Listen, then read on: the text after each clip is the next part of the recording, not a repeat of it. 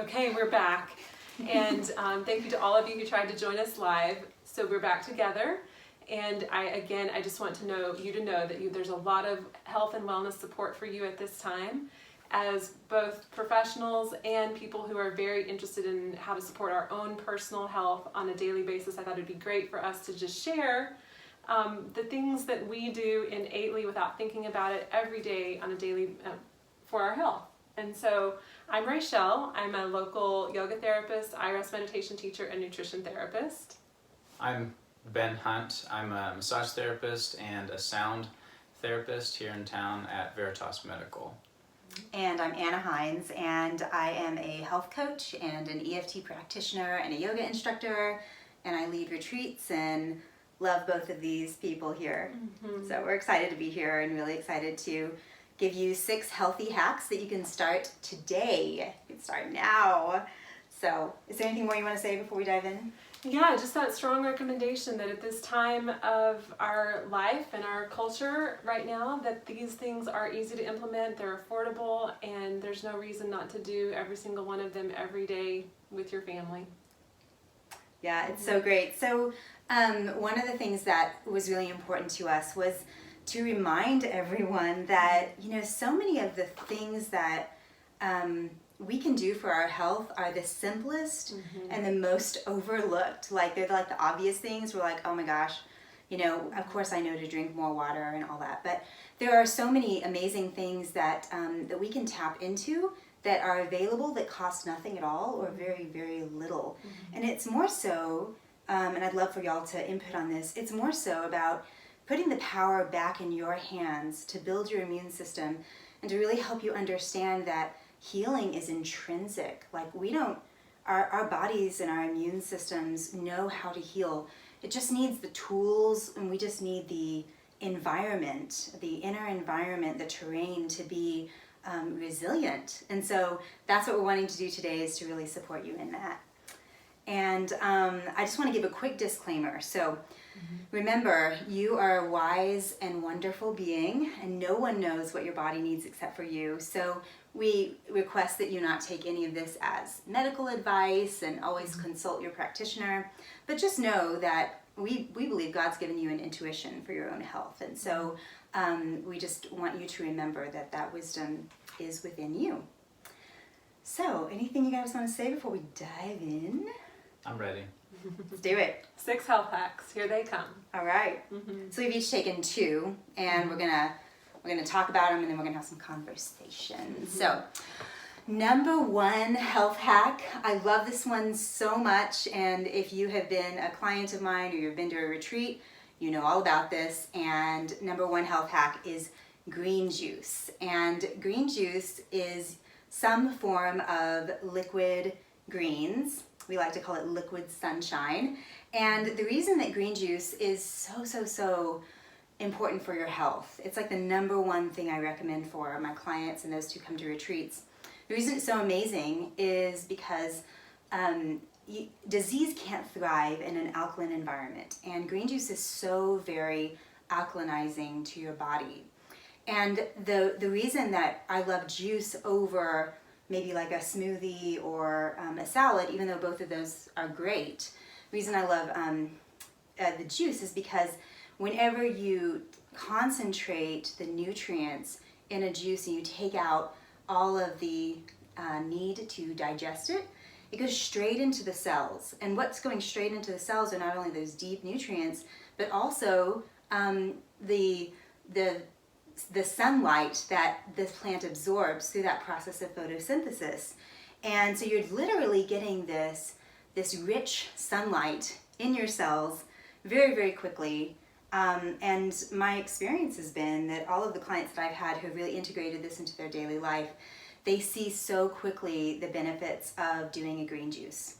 So I'm going to give you a little bit more details about what that looks like. With juicing, most people need like a cold press juicer. So you're looking at, if you have a juicer, that's great. But if you do a cold press, it's a lot better because the juice will stay enzymatically intact for up to 24 hours so long as it stays cold.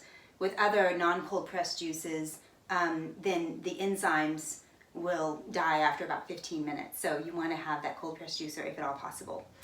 And so what I juice on a daily basis is like romaine lettuce and celery and cucumber and usually a green apple and lemon and ginger, and I throw it all in the juicer, and 24 to 32 ounces on an empty stomach, sometimes mid-morning or like for a lunch. And it's amazing the type of energy, the type of alkalinity, the type of glow to your skin. So good. So that's the basic idea of green juice, liquid sunshine, we love to talk about. If you don't have a cold pressed juicer, the great news is that you are you're not lost. The second recommendation that I would give is something that I call a green energizer. And a green energizer is it's kind of a little concoction that I put together, and all it is frozen wheatgrass cubes that you can get from your local health food store. So they take the wheatgrass and they juice them, and then they freeze them in these little packets. So again, it stays enzymatically intact. And then you just put a few of those frozen wheatgrass cubes into 8 ounces of water with a couple tablespoons of chlorophyll and like half a lemon. You shake it up, and literally it takes like 90 seconds to prepare. And recently, one of my clients did this, and she said, man, after a week of doing it, that her energy levels just went way up. Some skin issues she was having just left, like some weird skin issues that she didn't know what to do with, they just left. And that's just the value of getting that deep, rich nutrient density in that liquid form. So green juice, number one. And do you have anything to add to that? Just that it's delicious. Yes. Yeah. You would think Yeah, the green juice would be gross, wouldn't you? Well, and sometimes it's more intense because it's, sometimes it's more earthy and kind of, I don't know what all the right words are, but sometimes it's more intense to get down. But I always find that after I do, my body is just energized instantly. It's so refreshing. So love it. Sometimes I add turmeric. So if you do have a cold pressed juicer, we know that turmeric has great antibacterial, antiviral properties in the body. And again, as Anna said, if you don't have a juicer, no problem. There are also, even if you can't find the frozen wheatgrass packets, there are great mixed greens powders that are easy to order from Amazon or Thrive. Yeah. And I will say, I was talking to my partner about the content of this panel, and he said, just make sure the dads know that they need to drink the green juice. So we're really in earnest about how essential these 6 practices can be to revolutionize your health support at this time. Yeah, absolutely. That's awesome. Okay, so number 2, we dive into number 2. So the 2, as we were prepping for this panel, I knew there were things that the 3 of us do that we don't even think about anymore, that are just inherent, innate parts of our routine by now. And so much so that we had this list of 6, and I realized, one of those has to go because sleep has to be in there. So sleep is one of those things that I naturally by now, I don't compromise on, I don't skimp on. And it's not rigid, but studies do show, it's not rigid for me. I just naturally start to fall asleep or get sleepy about the time that it gets dark, and I naturally start to wake up as dawn comes. So I have a really good circadian rhythm, and some of the things we'll talk about later will support you in having a really good circadian rhythm, which means that when the sun is up, you're awake, and when the sun is down, you're sleeping. But so we do have studies now that show that sleep is linked to so much of our health, and specifically with this panel, we're targeting immune health and nervous system health. So there are studies that show that with less than 7 hours of sleep a night, we are 3 times more likely to catch infection. And the studies that have been done are specifically with a cold virus. So 7 to 9 hours of sleep is what to shoot for. And that may sound extravagant or luxurious to some of you, but it really is an essential. for me, it's non-negotiable. If I have less than 7 hours of sleep, I do feel it, and it's not just a mental thing. Let's see, there are,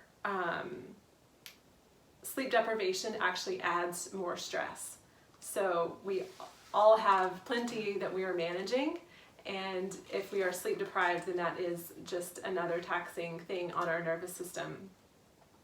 We currently, as Americans, sleep 2 hours less a night than we did 40 years ago. So that's another known statistic. So what kind of sleep? How can you get sound sleep? What supports you in getting sound sleep?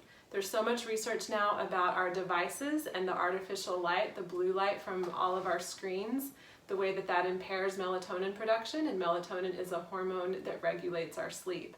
So if getting 7 to 9 hours of sound sleep feels totally evasive to you, the first thing I recommend is step away from your devices, step away from blue light screens at least 2 hours before bedtime. I'm guessing Ben would have an even stronger recommendation than that. He's going to chime in here on sleep too. And where you can always wear blue light glasses as well. However, we do want to keep these health hacks really simple. So just turning off screens a couple hours before bedtime, from right now we're getting dark around 9 p.m., around 7 p.m. Maybe there aren't any more devices so that everyone is ready for bed, headed towards sleep by no later than 10. Our best hours for sleep are from 10 to what right now dawn is about 7 a.m. So, and given sort of the slow down, the pause in our society right now, there's time for good sleep, and this supports your immune system more than almost anything else we know of. You do want to sleep in a dark room. It's preferable that you don't have phones on, no Wi-Fi in your room, and it's even better if there's nothing electrical plugged in the room that you're sleeping in. So sound sleep. I want to also throw in right there that for those of you who have trouble falling asleep, there are great apps. One of the things that keeps us from getting good sleep or falling asleep is our stress, our minds through the day. So staying on top of and managing stress through the day, managing your own thoughts, supporting your own emotional regulation through the day will lead to a better sleep at night. And meditation breathing, we're going to talk about that is a great way to support your sleep at night. I also teach a practice called I Rest Yoga Nidra. Nidra means sleep, and it's a mini nap basically. It can also be a meditation, but it's a pause, it's a rest. I almost always in the day, in addition to my 8 to 9 hours of sleep a night, I'll get down on the floor for 10 to 20 minutes, close my eyes, and do nothing but feel myself breathing and feel the earth underneath me. And that is the best reset for my nervous system and therefore my immunity. They're just non-negotiables for me now. So I'm going to send out a miniature I Rest Yoga Nidra practice for you to use. It could be used either in the middle of the day as that miniature break and reset, or it could be used as you're trying to fall asleep at night to help you unwind. But essential to have sound sleep and good rest at this time. Totally. So I think what I really like to do is to break it down into the way that our bodies are designed to thrive, right? And our orientation for our physiology, the way our bodies work, is based on directions from nature itself. Mm-hmm. And what I mean specifically by that is the way that the sun moves around the earth. Everything in nature gets its orientation. It knows when to wake up and when to sleep based on the sun. But it goes way deeper than that. So our cells in our body literally get their orientation or their directions from the sun itself. Even the bacteria in your gut is fed by certain frequencies of light coming directly from the sun. And so actually one of the best ways to get linked up or synced up with the circadian rhythms of the solar system and the sun is to get up with the sunrise. Because the sunrise, even if you go to bed super late and you have trouble falling asleep, if you want to get back to a steady and sturdy circadian rhythm, then wake up with the sun. Even if you're exhausted, wake up with the sun, get out in the sunshine from sunrise to about 10 o'clock in the morning as much as possible. Get as much of your skin in the sun as possible, because your cells, again, are gaining their intelligence based on the frequencies from the sun. Just like plants use the sun for their own growth, our bodies are doing the same thing. So in order to get back to falling asleep at night, we need that sunrise frequency. So it's actually the sun that programs the melatonin that's then stimulated when the light goes away at night. So it's a very integral component to regaining our circadian rhythm. And of course, when we're talking about circadian rhythm, it's not just about our sleep. What we're really talking about is rest and repair, and then proper physiological processes like digesting your food and proper nervous system impulses. And we could go down the line, but that's essentially why that is so important to get sleep, is because it extends to right now we're all thinking about our immune systems. It extends to how well our immune system functions. So yeah, I love all that. And there's a doctor that I highly respect out of Toronto, Dr. Ben Kim, and he sent something recently out about sleep, and he said, of all the years in my practice, he's a naturopathic and medical doctor, he said, in all the years of my practice, I think we have never quite understood the value of just getting enough sleep and how much it has on our health. And what happens on not only a physical level, but emotionally, how much we process on an emotional level, and the restoration that happens, and thank God for something like sleep.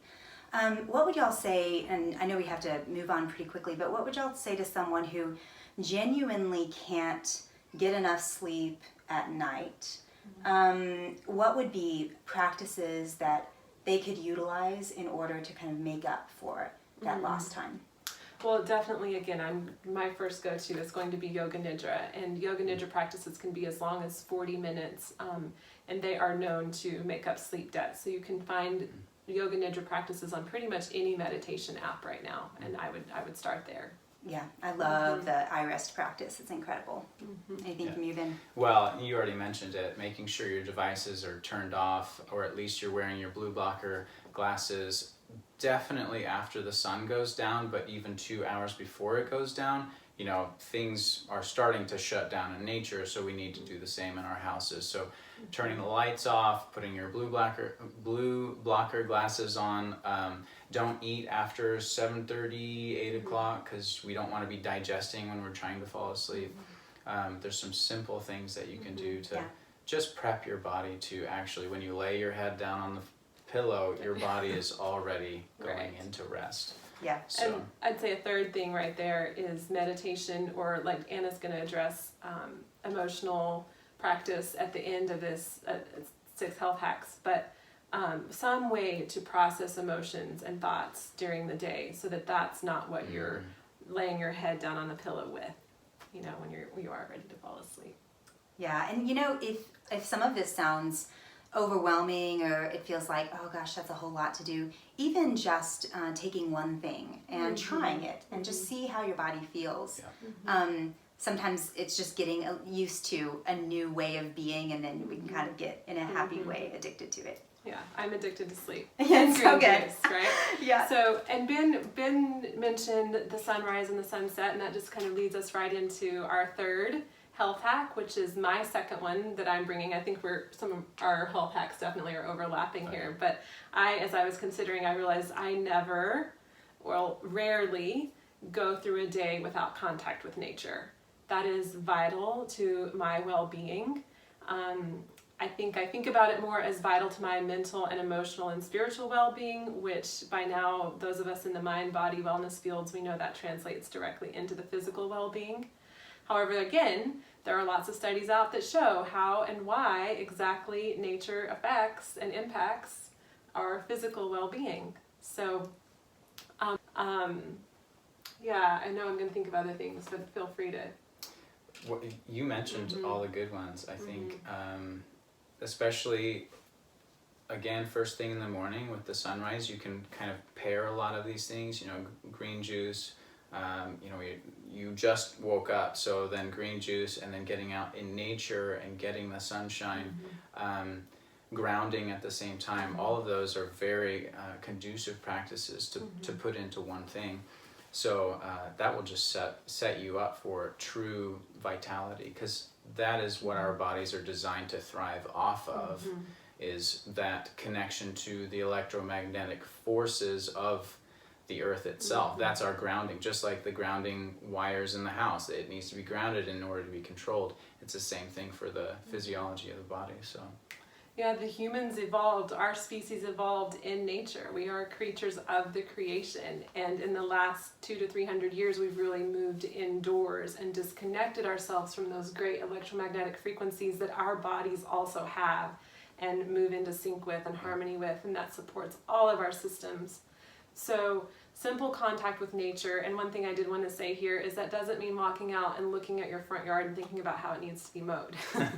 Right? Like really opening your eyes to it, opening your senses to it, letting it in to you is how it impacts, first of all, your nervous system. We know it moves us into a parasympathetic rest and relax response, and then that cascades and affects the well-being of all of your other systems. So breathe it in, soak it in, enjoy and appreciate it in a very real way for just a few minutes a day.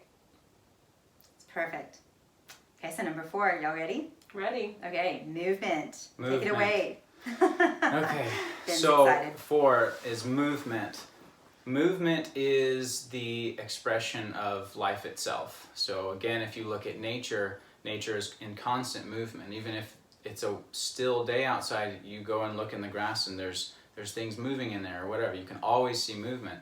And this is going to tie very closely with our next one. Can I give a Go for it. Okay.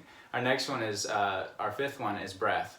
So movement and breath, I'm going to jump ahead a little bit and say breath is the body's expression of life itself, which is the in and out of oxygen, right? So that is our basic connection to being in constant movement. We can't live without breath for, most of us, like 3 minutes, Of course you can train that, but movement itself is the expression of life. So we know, and we've all, like being in this culture, exercise is a really popular thing, right? But it's very easy for it to become almost punishing for like doing the wrong things. And in my opinion and experience, that just kind of puts another layer of pain on top of the pain that I was already experiencing and trying to fix in the first place.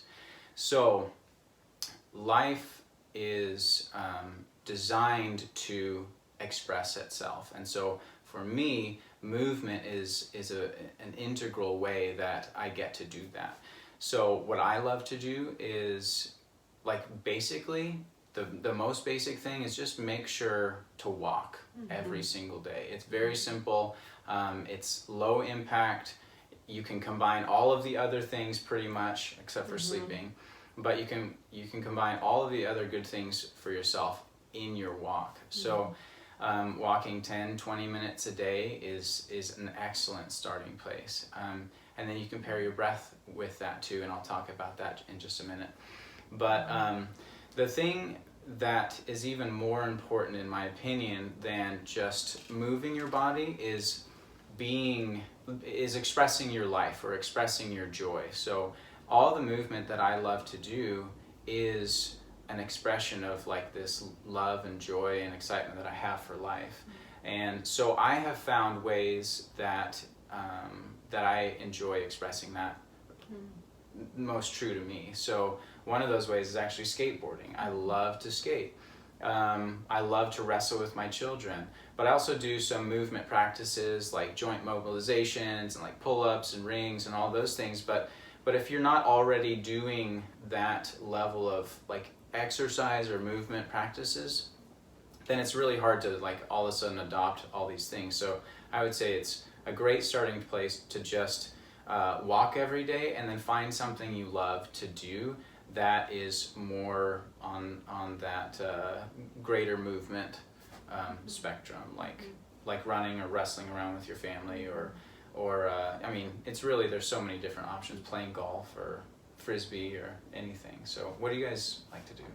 Turning on a song and dancing, you know. It's perfect. Yeah. Dancing is the best movement. Yeah, it's so great. It's the best. One of the most compelling things to me about movement from a physiological side is that the lymphatic system, you know, which is our primary trash taking out system of the body, only moves when you move. So if you're not moving, if you're sedentary, the lymphatic system doesn't have a chance to take out the trash, so to speak.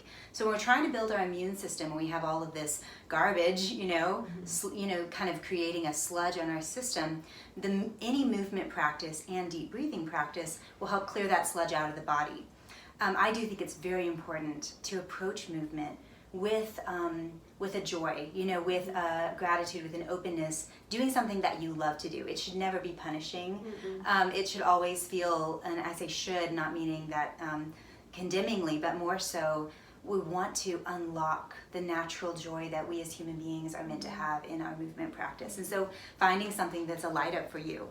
Just this morning, you know, both Rachelle and I are yoga instructors, and, you know, Ben is an awesome movement instructor.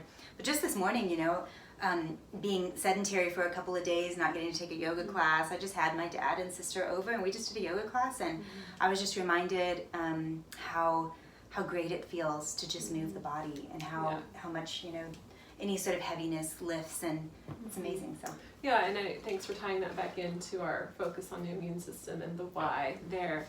And I, like Ben said, my go-to is getting several of these things in at once. You know, I walk at sunrise, outside, and breathe. Yep. And so then I've got 4 of my 6 health hacks in right there. Yeah, and that's perfect. That leads us to the breath portion. So our 5th one is breath. Okay, so I want to start this one with something that I just find totally fascinating. So if you look at weather patterns, the high pressure systems flow towards the lower pressure systems, okay? So as that relates to breath, is the air outside of our bodies is actually high pressure system, and the air that's inside, or the space that's inside of our bodies, is low pressure. So despite how it feels when you are breathing, you're not actually pulling air into your lungs. The muscles, the intercostal muscles, the rib muscles, and your diaphragm, they actually make the space for the lungs to expand. And the higher pressure system, oxygen, air, all the stuff outside actually naturally just flows into the body because you've created that space. Okay, so that has all sorts of potential philosophical extensions or ramifications, but and we could talk for hours about that. But on the physiological level, my only job is to create the space for the breath or flow of life to move inside of my body, okay?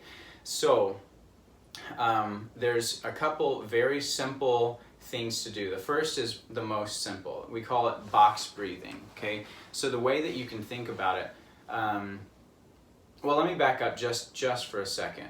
It's really easy to just passively breathe, but in our modern culture, because it's very stressful,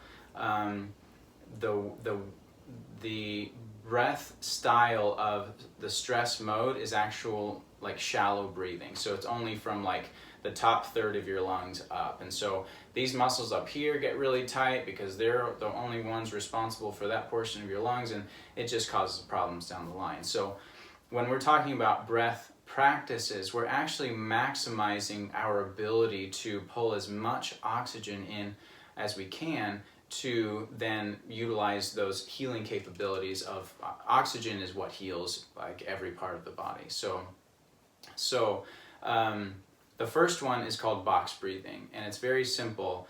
You just think of like equal parts inhale, exhale, and breath hold, okay? So you can think of it 1 to 1 to 1 to 1, 4 parts. So you inhale for 1 beat or pulse, you hold at the top of your breath for 1 pulse, you exhale for 1 pulse, and then you hold at the bottom of your breath for 1 pulse. And so you can extend that to some people have bigger lungs, it takes longer for them to take an inhale, so you can modify that to how you breathe or how you're moving.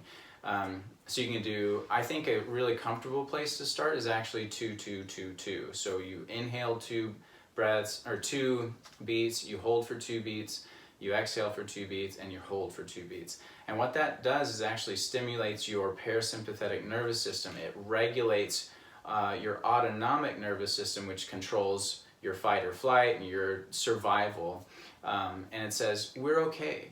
We're stimulating the part of your body that says, we're safe here, okay? So that's why it's such a good, this one in particular is really good right before you like are trying to wind down to go to sleep. It's also really good for your walk because your gait, each step can be a pulse or a beat, right? So that's a really, really good way to regulate the way that you're breathing. Have any comments about the box breathing or anything like that? Well, I have experience with lots of clients who can't box breathe. It actually feels stressful. I do want to say 2 simple things for just naturally deepening your breath. One is to just check your belly and see if you're holding tension in your belly. Because a lot of us unconsciously in this culture suck our bellies in or hold our bellies in, and that can either be, you know, from something we've been taught, like hold your belly in, or it can be a tension response. And the moment you can soften your belly, now what you've done, like all those muscles are relaxed, now your diaphragm has room to relax, and your breath will naturally start to become more full. The other thing is if you lie down to rest and close your eyes in the middle of the day for 10 minutes and you just attend to the breath, like you don't have to change it in any way, just noticing, feeling and noticing, this is how my breath feels coming in, this is how it feels going out, and just staying with that, the breath will also naturally regulate just from your simple attention. That's awesome. I love that. Yeah. One thing that I would also add to that, especially the last one, is doubling your exhale, right, compared to your inhale. So that automatically also tells your nervous system we're safe here. Yeah. So if you breathe in like for 2 beats, you can exhale for 4 beats, and so that will help some nerves too. So anything to add on your side? You know, I think that probably most of it will all add in our 6th hack, but I just think breathing is such a huge piece of calming the nervous system. And it is one of those things that's so easy to add into so many different parts of your day. Like you can even be doing dishes and do box breathing, you know? Yeah. Or doing some form of slow breath work. Even just watching the breath can help calm anxiety because you're not focusing on whatever monkey mind is bouncing around in there. You're focusing on the slow breath. And for me, usually if I think about, you know, breathing in through my nose for about 8 counts, really, really slowly, and watching the breath and then breathing out for 8 counts, it can, I notice the difference in 30 seconds, you know, like that. And I do want to tie that back in, how this ties back into immunity. So stress hormones down-regulate killer cell activity. So when we're experiencing the fight or flight, the sympathetic nervous system activation, we are releasing stress hormones. We're releasing cortisol and adrenaline. So our immune system activity is going to go down as our stress hormones come up. What we're doing with this deep breath practice or this more full breathing practice is we're bringing those stress hormones back down so our immune system activity stays strong. And I know that you're a big fan of the Wim Hof breathing, and so is that something you want to link or reference? Yes, and I actually posted on the Life Elevated Movement Therapy Facebook page a video that Wim Hof just did about how the Wim Hof method helps specific viral immunity. Nice. So yeah, it's interesting, but that was the second thing that I was going to talk about in reference to breath. It's a more aggressive, you're actually forced hyperventilating. So you're trying to get as much oxygen in your blood as possible, and then you actually do breath holds with it. So it can be extremely intense, but it's extremely invigorating too. So at certain times of day, and if you're interested in this, you can go and look up him. He's amazing at what he does. So there's a lot of benefit to that too, but it's definitely on the more intense, aggressive side, but it also has its immune benefits. So. And we'll have a list of all of these resources we've been mentioning to you that will be included in this email. Yeah. All right. Ready for the 6th hack? 6th health hack. Okay. So I love talking about this because when we we were brainstorming how to support you best in your health. The thing that we were the most tuned into was how to work with the nervous system, how to work with stress, how to work with, the fear that may be pretty prevalent right now.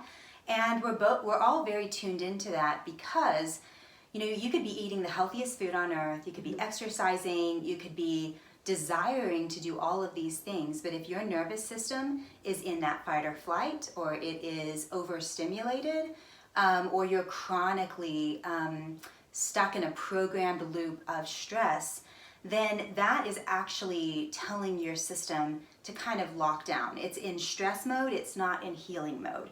And we want to get your system in healing mode so that not only you can, heal, but you can also just enjoy life and feel good all the time, right? So for me, I was one of those people who, knew a lot about health, but I didn't realize that I was in chronic low-grade stress all the time. And so one of the tools that worked really, really well for me is called EFT tapping. It stands for Emotional Freedom Technique. And the reason that it's so powerful and that I love to use it alongside things like meditation and prayer and visualization is because it works with the limbic system, which is the emotional center of your brain, specifically the amygdala.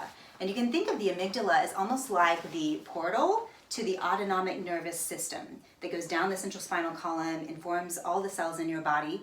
The autonomic nervous system, of course, is responsible for the involuntary systems of the body. So, these things are happening all the time without us even having to, tell our bodies to, we don't tell our heart to beat, we don't tell our lymphatic system to do what it does it automatically, right?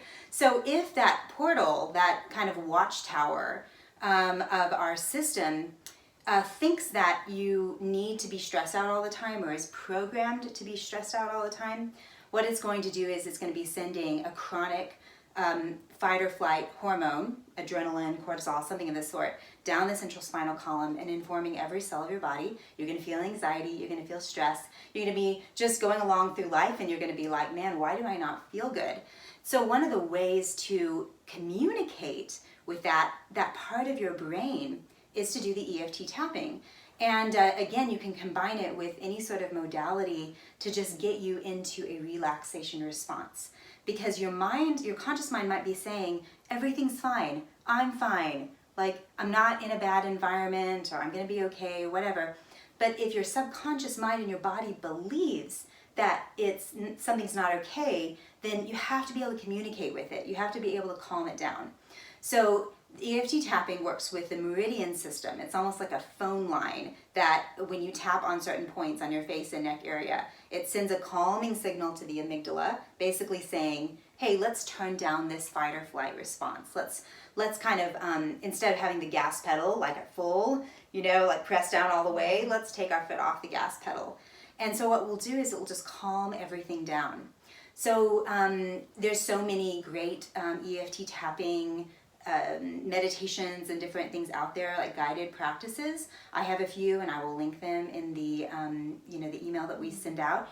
But the great thing about EFT tapping is you can combine it with the breath to do a quick just reset. I call it tap and breathe. And all you're doing is you're tapping through these points, and which I'll share with you how to do that.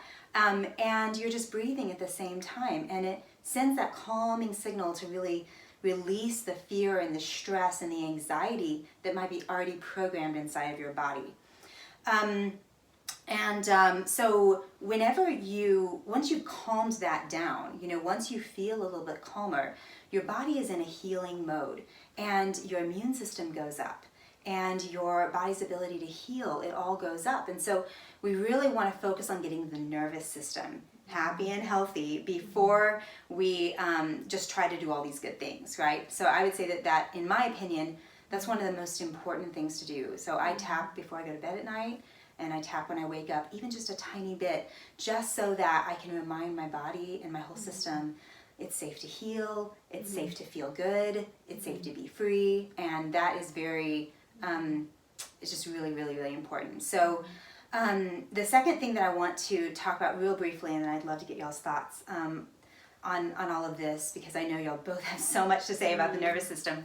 But I think once we calm down the nervous system through the EFT tapping or whatever practice works, through the breath work, we don't want to just be in a neutral state. What we want to do is make sure that we are tuning into what we're wanting to create in our life. So I think the easiest thing or the most powerful thing that we can do is tune into gratitude. And gratitude has a very powerful effect on the immune system. And I'm going to tell you a quick story just to illustrate this. There was a study done by Dr. Joe Dispenza where he had participants come in for a 4-day workshop. And at the beginning of the workshop, he tested their IgA levels, which is kind of the markers for their immune system. So he tested the IgA levels. And then for the next 4 days, they spent about 10 minutes a day tuning into gratitude, just feeling it in the heart center, opening up their heart, and just noticing all the things in their life that they felt really grateful for. And then at the end of the 4 days, they tested those IgA levels again, and their immune system had risen, some of them up to 80%. They weren't taking a supplement or a pill, they weren't doing any of these other things, they were just tuning into gratitude. And to me, and we have so much potential and so much capacity inside of ourselves to heal. And so the thing I love about these practices is they put the power back in your hands to heal. You're not waiting on a supplement or a pill or a person. When you know how to wield these superpowers, so to speak, you can do so much. Okay, I'm off my soapbox. I think you did great. Yeah, that's I think perfect. that's a great place to end. Really, Okay. to wrap up is just this heartfelt presence and doing the best we can to keep that foremost and online during this time. And I just want to encourage all of you too, even if there's one thing that resonated with you today, like you don't have to take everything that we said and do all of it. That's a way to kind of overwhelm your system really fast. But just notice what resonates with you, because remember, you have the wisdom inside of you to heal. And so if you just notice, man, that one thing, I can take that one thing and I can do that. Go with what resonates with you and start small and then add on. And of course, know that we're all here to support We you. are all here to support you. Yeah. Yes. All right. Anything else y'all want to add? I think that's it. Thank you. This was really enjoyable. Yeah. So stay healthy, be happy, hug your family, and we'll see you at any time you need any of us.